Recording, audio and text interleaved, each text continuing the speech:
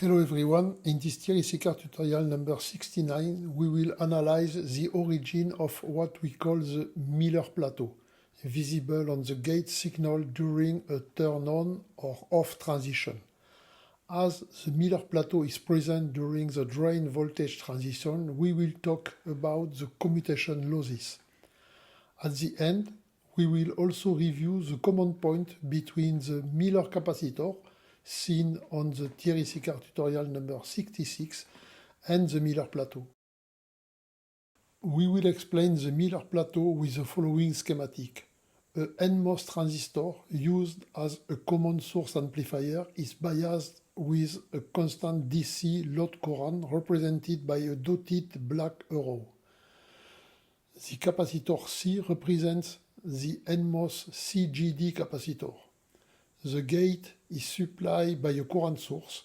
A high impedance R between gate and source forces the gate starting point at 0 volt.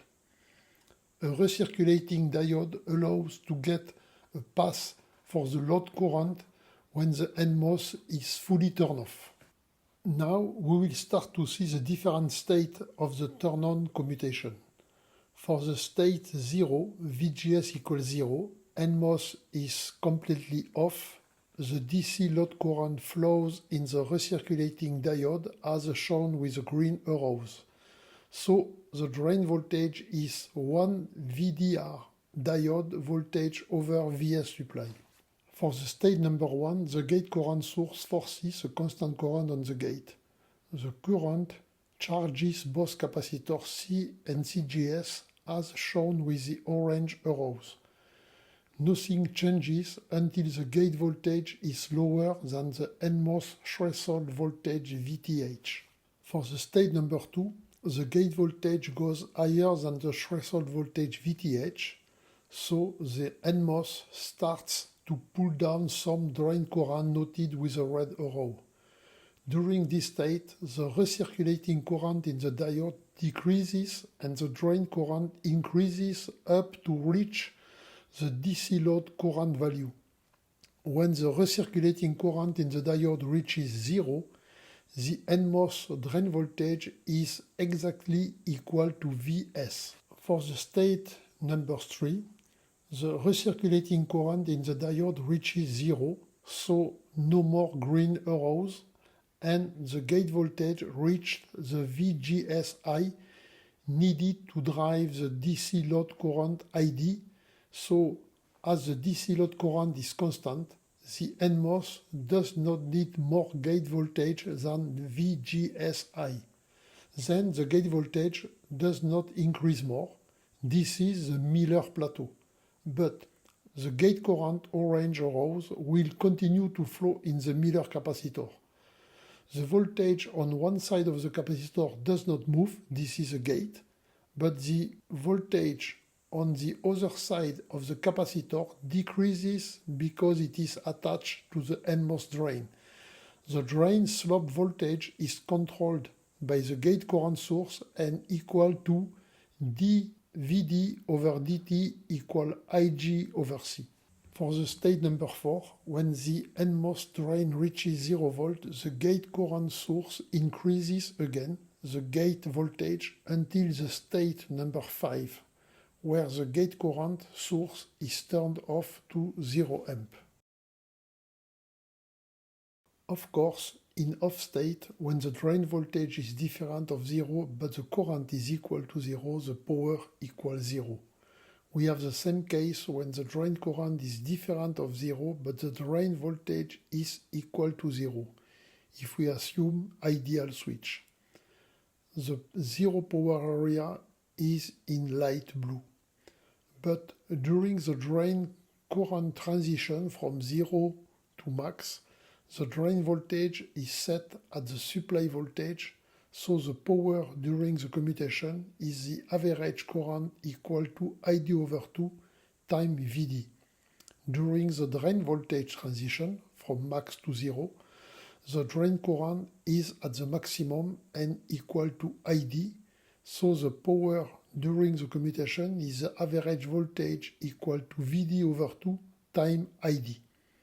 At the end, During the interval delta t, the power during both current and voltage transition are equal to Vd time Id divided by 2. The power commutation area is noted in light red.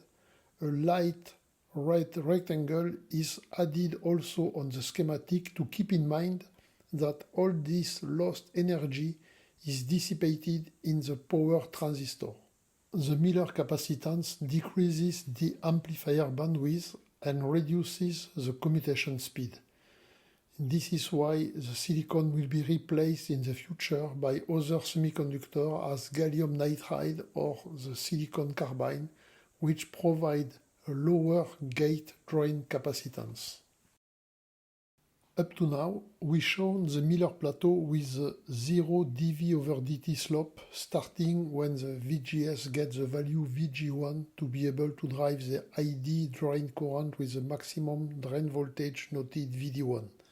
But because of the short length NMOS channel effect, the drain current is not perfectly constant versus VDS, which means the drain current has not an infinite impedance with a flat slope, as shown on the ID versus VD plot.